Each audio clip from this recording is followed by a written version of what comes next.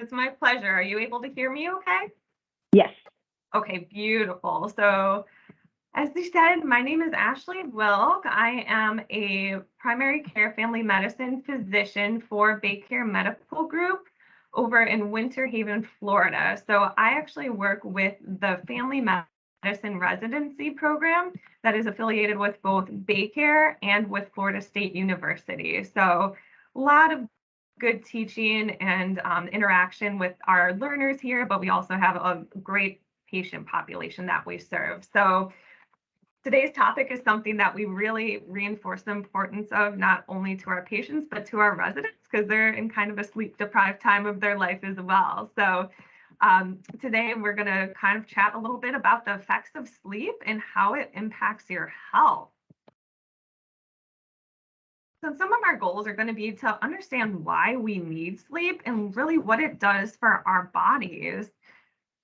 Talking about some things that have impact on your sleep quality and how you feel after getting the sleep. Do you feel rested or do you still feel tired and deprived? And lastly, we're going to review some of the chronic sleep disorders that are diagnosable and how some of these disorders and the lack of sleep in and of itself plays into the role of chronic disease, including high blood pressure, diabetes, mood disorders, etc. First and foremost, understanding the process of sleep. So our bodies are set up so that we are awake during the day. When we have light that is exposed to our eyes, there is a nerve pathway that goes to our brain and regulates a pattern of hormone cascade that will help to give us some energy. Cortisol, you may have heard of, is kind of a stress hormone, but it basically will rise in the morning when we have that light exposure. Tells our body that we need to get ready for the day. We need to tighten up our blood vessels a little bit so that we can sustain our blood pressure when we go from laying down to seated and seated to standing, and just to get all of our bodily functions ready to attack the day. Now, at night, it's somewhat of the opposite. There is a hormone that gets stimulated by being in the dark. This hormone you may have heard of, as it's now an over-the-counter supplement. It's called melatonin. And this comes from a part of the brain called the pineal gland and is triggered when darkness occurs. So it's not your imagination that you get a little bit more tired earlier in these fall days when we're getting dark earlier. That is a true phenomenon. Melatonin tends to stay active in your blood for about 12 hours. So all throughout the night and a little bit into the morning, depending on when you start to kind of get prepared for bed. When daytime arrives, when it's time to get up, you have that light exposure, the amount of melatonin goes down. You stop pushing. Excuse me? Sorry, thought I heard some background noise, but essentially your level of cortisol will go up to get you ready and prepared for the start of the day there. So physiologically, why do we need sleep? Statistically, we spend about a third of our life sleeping, which is quite a significant amount of time. So it must be pretty physiologically important. And thinking about it, if you recall a day when you may have not had the best quality of sleep or as much sleep as you would have liked, how do you feel? Not only physically, but also emotionally, mentally. Do you feel that you can do as many kind of high level tasks and as efficiently as you would be able to on a day when you got enough sleep? Are we maybe a bit shorter with those around us? If there's something that irritates us, do we go off a little bit more? I know personally that's something that happens to me. If I'm sleep deprived, I'm a little bit more likely to be cranky and snap at something that I wouldn't normally. Sleep also has pretty profound impact on our cognitive and behavioral functioning. So getting adequate sleep before going to work, before doing any important kind of cognitive strenuous task is going to be hugely important, which is one of the reasons why there has to be a specific lapse in time for flight pilots and things of that nature so that they can rest and have their cognition and behavioral as well as physiologic functioning adequate for them to perform their duties at their job. The more kind of scientific, primeval theories as to why we need sleep. So there's a couple different theories. One of them is called the inactivity theory. So this is kind of thought of as the Darwinian survival of the fittest.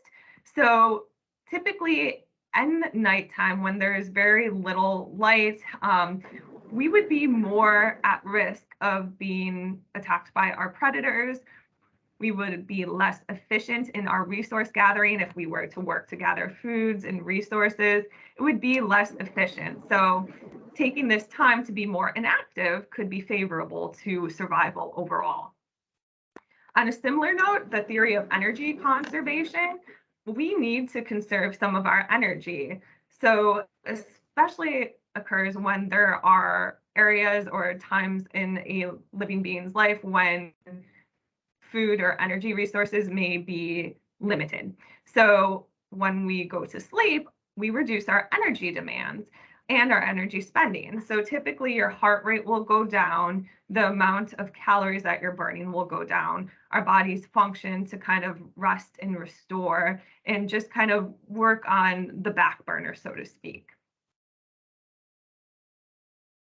And one additional theory is sleep is thought to be restorative.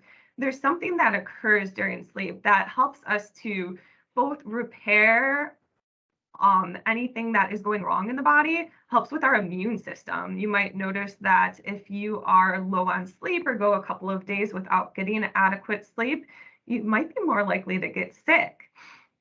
And same thing with repair and growth. So for particularly children, teenagers, they need a lot of sleep because the restorative process that occurs at this time between the different chemicals and hormones in the body allow for this growth. So it's not just a rumor that teenagers need a lot of sleep or else they're cranky. They do physically need a lot of sleep because of the growth and changes that are going on in their bodies.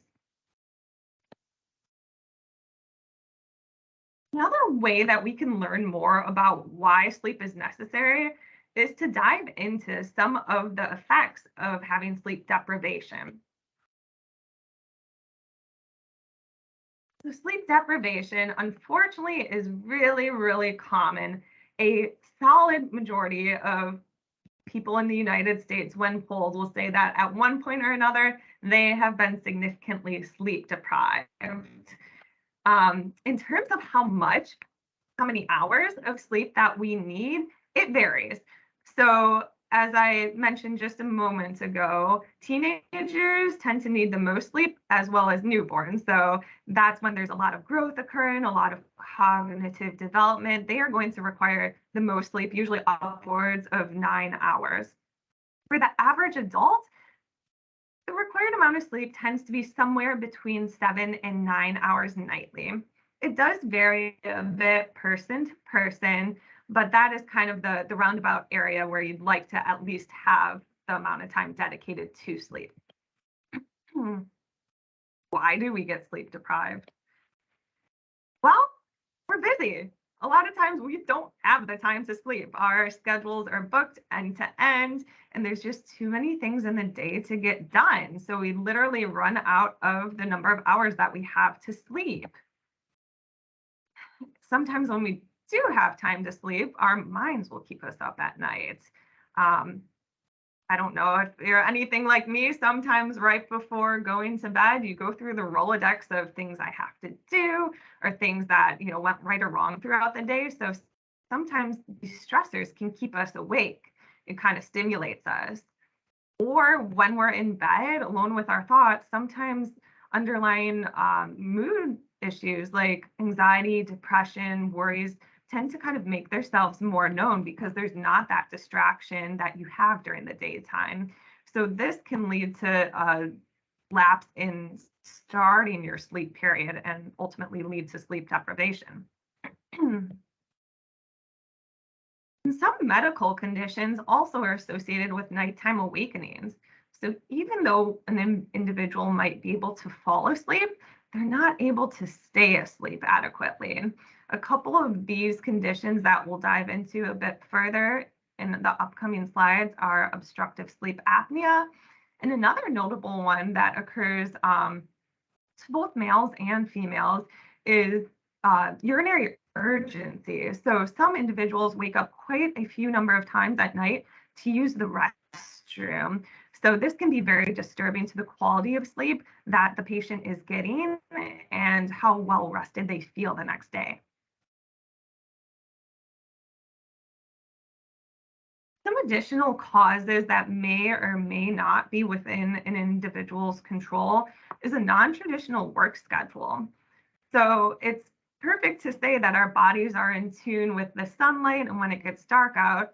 But what about those of us who work midnight shifts or maybe work the afternoon or go from one shift to the next? There's certain roles, maybe nursing, there's many different public service roles and roles in the community where you might not work your traditional 9 to 5. So that can cause sleep deprivation due to the decreased quality of sleep that we may be getting. Traveling can have a pretty profound impact on our sleep.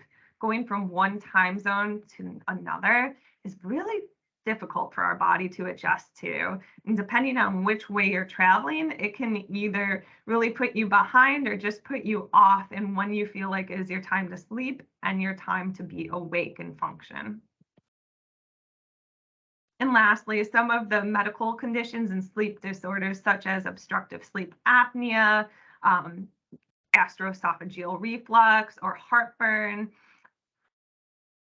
urinary urgency, prostate issues, these can all also contribute to poor sleep quality and lead to sleep deprivation.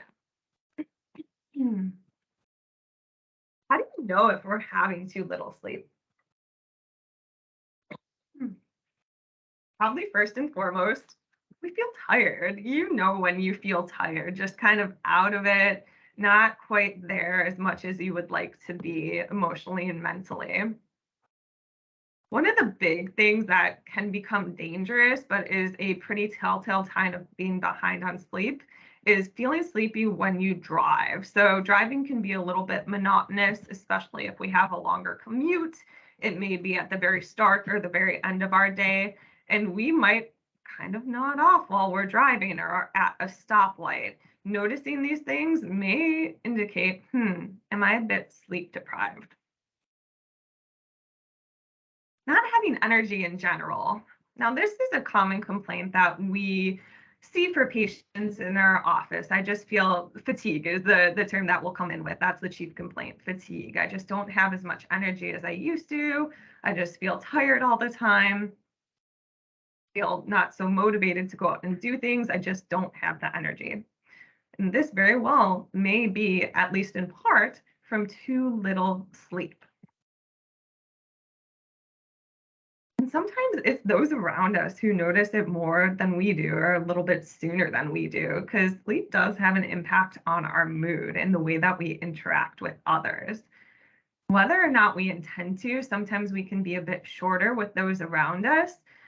We might have a little bit less of an attention span than we would if we were fully rested.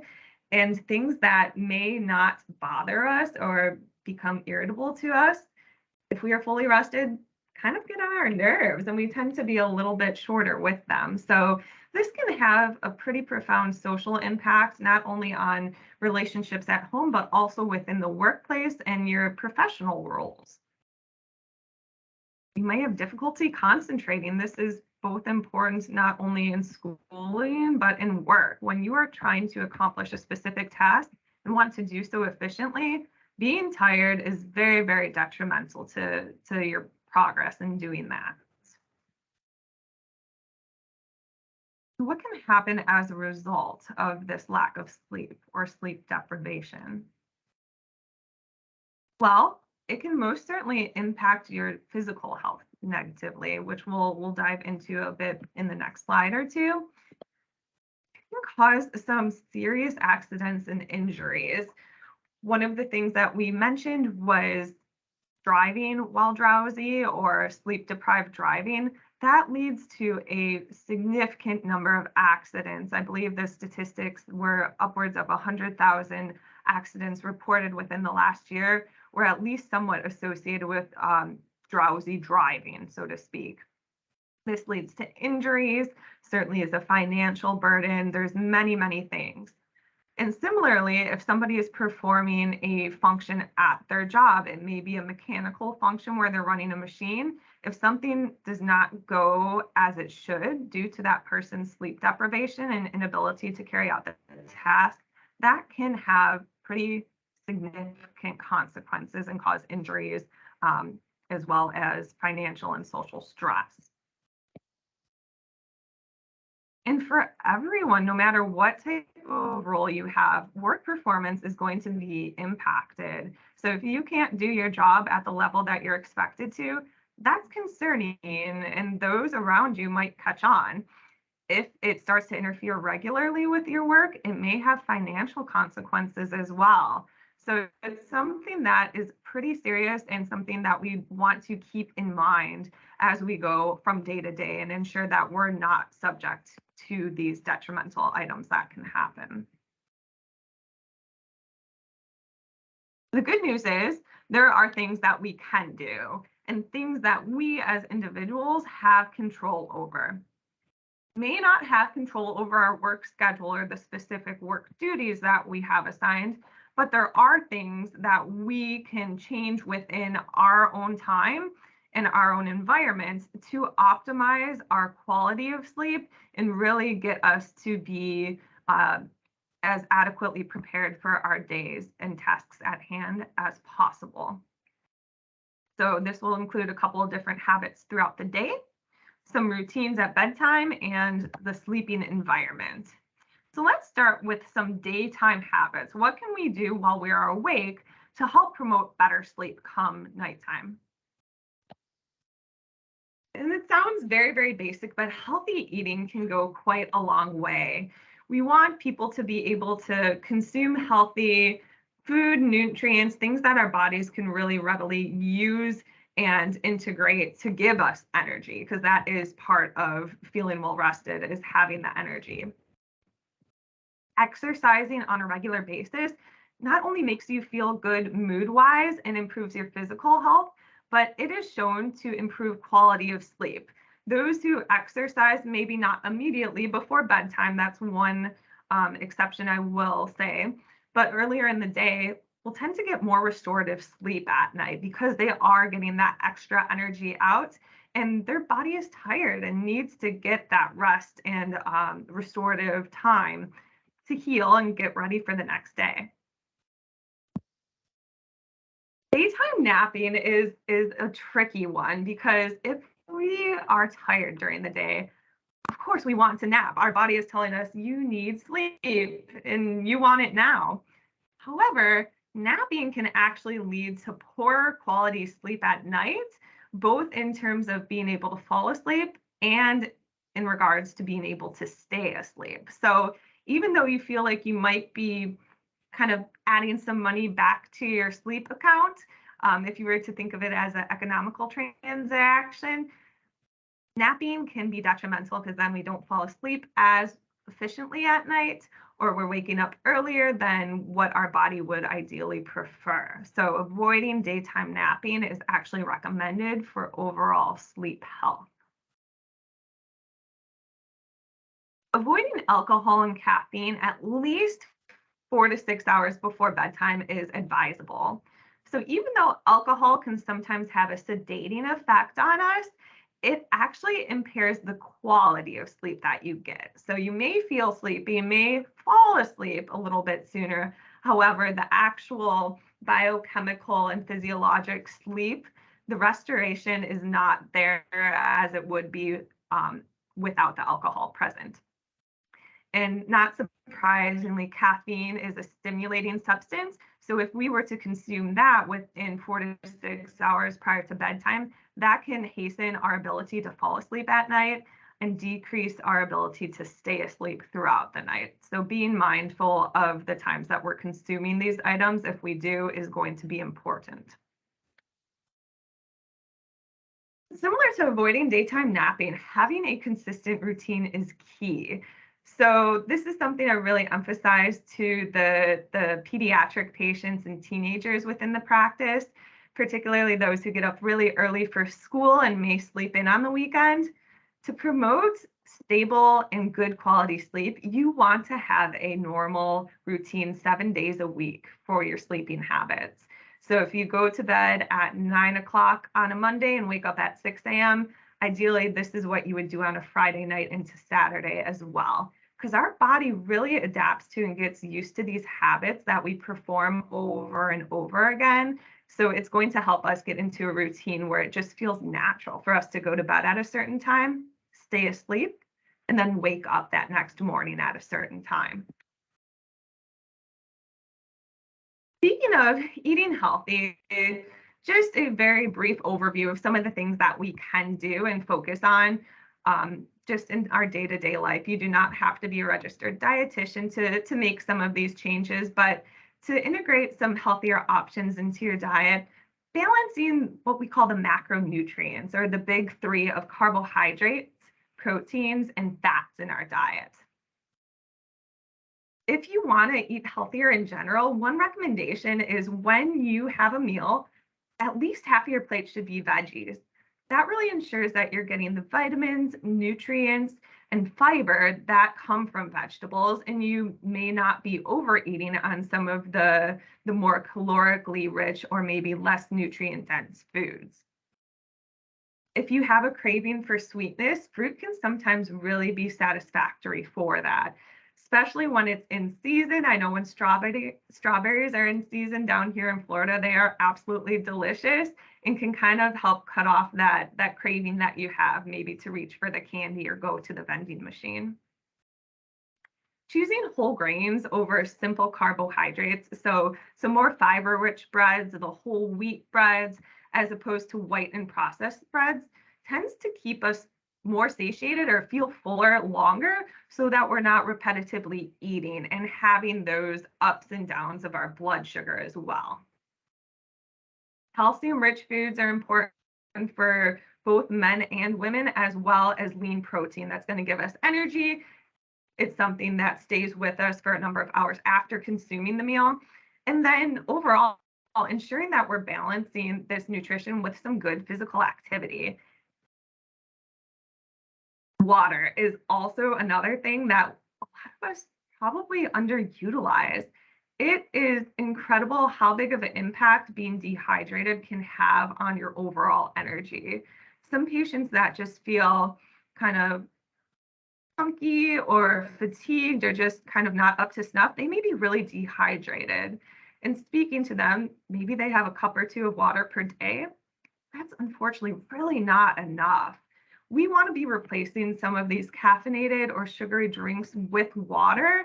And the rule of thumb, is the easy way to determine a goal for your water intake would be taking your weight, that is number of pounds, and dividing it in half. So if someone was 200 pounds, dividing that in half would be 100. So again, this is a very high reaching goal, but still my goal, my aspirational goal for them would be to drink about 100 ounces of water daily.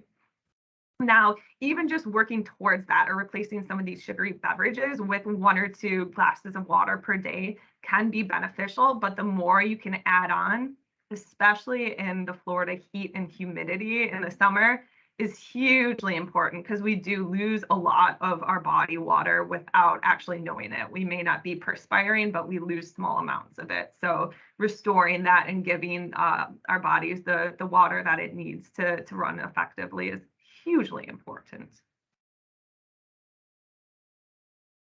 Exercise. We're just talking about how it improves the quality of sleep. When we're active during the day, our body is satisfied and is more likely to be able to rest thoroughly and adequately at night. It helps our mood. It tends to get out some of those stress hormones, a little bit of that adrenaline. We spoke about cortisol. It helps to decrease those so that overall we leave feeling a bit better than we came when we participate in a physical activity. And truly, it doesn't have to be marathon training that we do. I think that's That's a common hiccup among some patients. They say, well, I don't have time, or I don't have a gym membership. You really don't need that. Physical activity does not have to be formal in the gym, running, lifting weights. It can be just doing something that you like, playing with the ball with your dog in the backyard, taking a walk around one of the beautiful lakes that we have down here in Central Florida, participating in dance classes. It's one of those where you may not even realize that you are exercising because you're actually enjoying the activity. So integrating more and more of these habits into your daily and weekly routine is fantastic. We don't want to focus on all or nothing thinking, where I'm either going to work out by going to the gym 1 hour per day or it's not worth doing. Certainly not the case. So any little bit of physical activity that you can integrate into your routine, whether it's once, twice, 3 times a week, even for 10, 15 minutes at a time, can help to really improve not only your overall health, but your quality of sleep that you're getting at night. What can we do about our environment to make us as successful as possible at getting good quality restorative sleep? In general, we want to have our bedrooms or sleeping spaces be a comfortable room temperature. It should be actually a little on the cooler side as opposed to the warmer side. You want to eliminate any lights that may be present within your sleeping quarters. So if you are a daytime sleeper, you want to use something like a blackout curtain or some sort of window shutter to help block out that light, so it's not activating the hormones that tell our body it's time to get up and get ready for the day. We want to have that darkness, have our melatonin being regulated as it should to get us ready and prepared for sleep. Minimizing noise, and sometimes this is easier said than done depending on who else or what else you may have going on in your household. But having some sort of background noise can be helpful. I don't recommend TVs or radios because those can be stimulating, as we will talk about here soon. But maybe a white noise machine or something as simple as a box fan. So I personally, whenever I go and stay in a hotel, I bring a box fan just to drown out a lot of that extra noise. So when you hear someone coming down the hallway, maybe at 2 a.m, it's not disturbing and it doesn't awaken you during your sleep. So white noise, machines, box fans, anything of that nature can really be beneficial to keep you asleep and get your good quality of sleep. And another thing that not a lot of us do, especially probably in the working from home situation now, using the bedroom only for sleeping and intimacy, not for playing video games, not for watching TV. It shouldn't be the same room that we occupy for our work during the day. It should really just be exclusively for sleeping. And our bodies, they get used to these routines, as we were talking about. If your body knows I'm in this room, it's dark, this is my sleeping space, it's going to adapt better and get better quality, more efficient sleep when you're in that environment, as opposed to if I'm in here, I might be going on the computer or I might be playing on my phone. Nope, this room, this location, this environment is just for sleep. Routine is everything. Our bodies love routine. So having that consistent day-to-day process that we do that tells our internal self that we are getting ready for bed. We should kind of be winding down. Hopefully some of that melatonin within us is rising and making us a bit sleepy. Some people will do a warm glass of milk. You might be the person who goes and washes your face at night with some nice warm washcloth, something that really gets us in the mode that, okay, we're winding down for the day, we're getting ready for bed. And this should be every single day of the week if you can make it a habit. If you're hungry prior to bedtime, it's okay to have a light snack. I know that's something that's sometimes a little bit controversial, eating after a certain hour of the day. However, if we are going to end up being awake and being ravenously hungry overnight, that's of no benefit to your sleep quality or really how hungry and how impulsive you may be the next day in making your food choices. So if you are hungry prior to bedtime, maybe have a light snack, a piece of fruit, some source of protein, maybe a yogurt, just something light so that you're not waking up in the middle of the night with your stomach rumbling, because that can be very disturbing. And if you have one of those very active minds, partaking in some relaxation or deep breathing techniques prior to going to bed can be helpful. Some things that they have excellent YouTube videos on are like guided imagery, progressive muscle relaxation. These can be really, really mentally and physically calming. Again, to get our body into that mindset that we are winding down and heading towards sleep and rest. Also, sometimes easier said than done, but doing your very best to keep your worries and your stressors outside of your bedroom. Sometimes when we just feel like there's so much on our minds that we are coping with and are, playing leapfrog in our brain and keeping us awake at night, a helpful tool can be having a pen and paper next to you and just writing it down. If there's a thought or an idea or a to-do list that you just cannot get out of your head and it's keeping you up, write it down. Getting that out of your head and physically on paper can be really, really powerful to be able to let it go and get your mind and body a bit more at ease to go into that restful state of being. So biggie, again, this is something that is this really commonplace here in our society. We all have our phones with us essentially 24/7. I know I use it as an alarm clock, and I imagine many of you do as well. It's a nice tool to have. However, using anything like a cell phone, a computer, a tablet, watching television prior to bedtime has a negative impact on sleep. There's a couple different things that play into this. Some of it is the stimulation of it. When we are reading or watching a video, we're thinking. It may not be the most complex type of thought process. We may just be watching something for enjoyment, but our brain is still stimulated and is doing work. So that leads to delayed sleep at night. Also, the blue light that is emitted from a lot of these sources can be detrimental to our melatonin kicking in and giving us that sleepy feeling, because our body's recognizing that as kind of like the morning dawn. We're getting some of this light, so it must be time to wake up and get our body ready for the day. Whereas we want the exact opposite.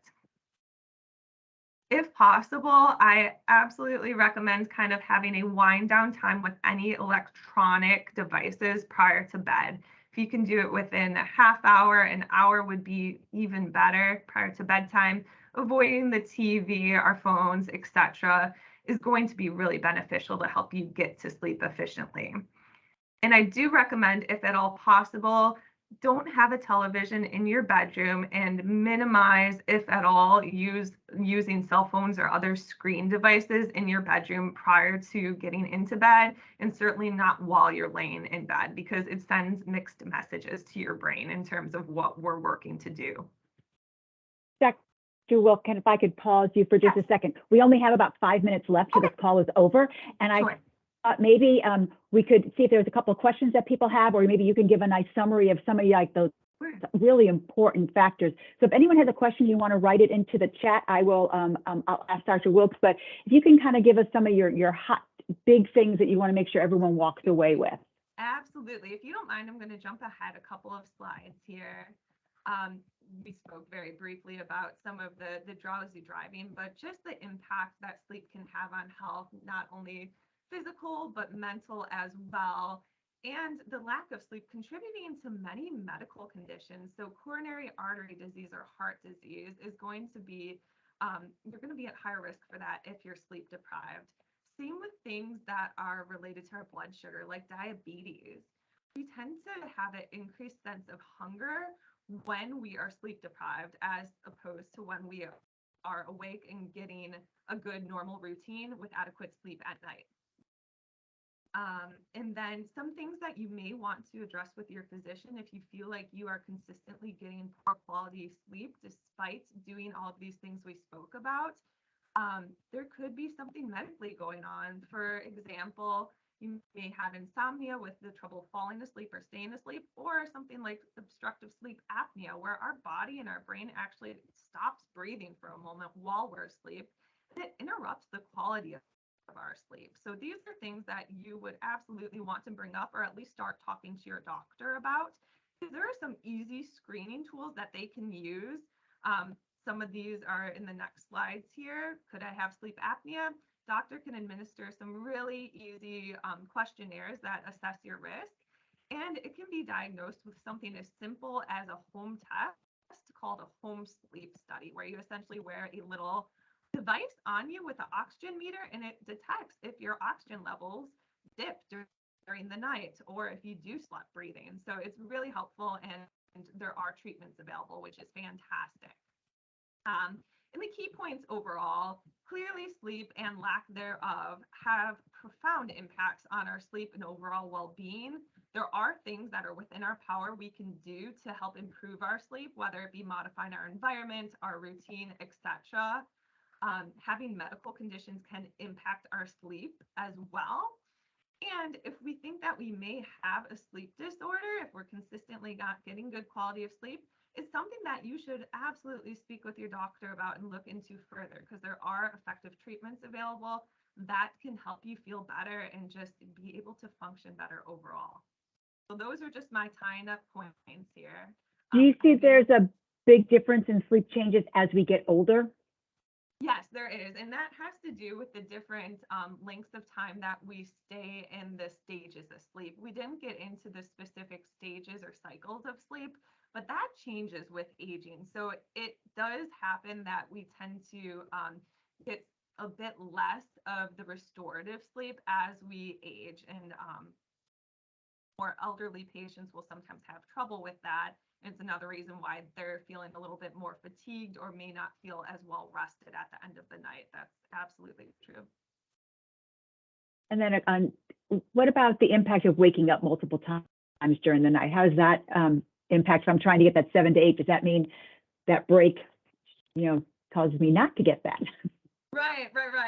So certainly if you're able to avoid getting up at night, that's ideal. But certain times we can't, like we said, if we have some sort of genitourinary condition where we have to wake up to use the restroom, it does unfortunately impact the progression of stages of sleep as well. So you may not get as much of that restorative deep sleep as you would if you were not waking up to go to the restroom. However, still getting up and going back to sleep, if you're able to, is going to be more effective than breaking up your sleep into chunks, such as napping throughout the day. So I would recommend that, because the overall quality is going to be better. I know we all want to know about the cute little puppy that you have there now. Yes, I know. It was a very sleepy version of my dog, who's now 4, but just showing that the young ones, when they're growing, need their sleep big time. So this is my dog May, and she was very, very sleepy at the time, very, very energetic the rest of the time. I just want to thank you so much for being here today, because I just have, over the years of studying, and I'm an exercise physiologist and a clinical health coach, the importance of sleep, because it does impact every molecule of your body. And if you are having problems, this is something, they all can't come out to Winter Haven to see you, but do talk to your primary care physician. You have to have that conversation. And maybe you do need a sleep study, but we have those resources out there for you. And I just think, just so glad that you were able to take the time to share with us today. We will be sharing this presentation with everyone. So some of the slides we did go a little quicker through. You will have those to see, and it will be up on that link that I will send out in the email in about a month if you need to rewatch it or have someone to watch it. But we thank you so much for being here today, all of you. Thank you so much. It was a pleasure. Enjoy the rest of your day, everyone, and we will see you hopefully on the 7th talking about gut health. Thank you.